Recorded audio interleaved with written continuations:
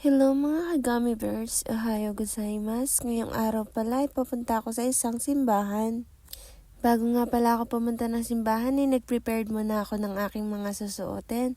Katulad lang nito, dahil nga sobrang lamig na dito sa Japan, kaya nga nagpantalo na lang ako at nag-heat tech. Uy, paalis na tayo guys. So magbabike muna ako papunta Eki.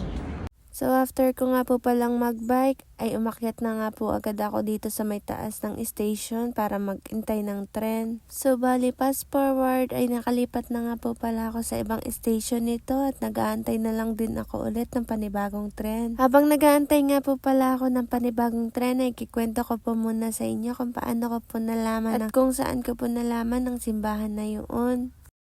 Bali guys, hindi nga pala ako Katolik. I am a Christian born again po. Bale, habang naglalakad-lakad nga kami ng friend ko sa may Ueno Station, ay naisipan po namin kumain sa may Philippine store. Then fast forward, nalaman nga namin kung saan yung Philippine store kaya bumalik ulit ako. After ng ilang days, nagbalik ako at sinama ko naman ng mga friend ko. At sa di inaasahang araw ay yung araw na pumunta po kami ay araw po pala ng Bible study sa lugar na yun. Kaya naman natuwa ako bilang isang God's believer na meron palang gawain doon. So after naming mag-Bible study ay niyakag po kami ng isang pastor na mag-join daw po sa church nila.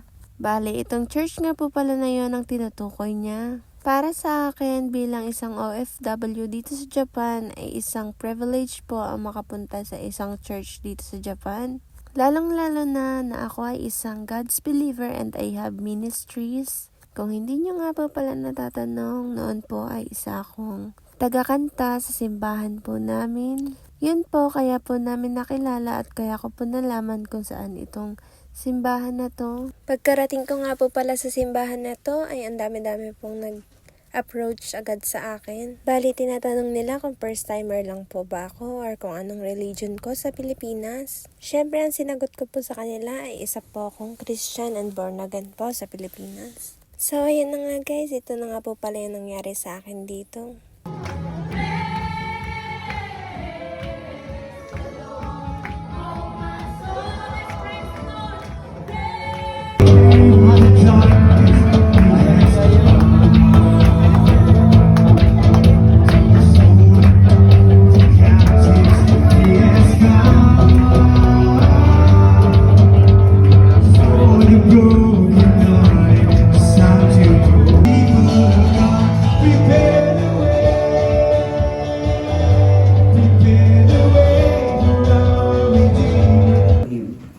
Because he has this promise. Not having enough, fear of not trusting God.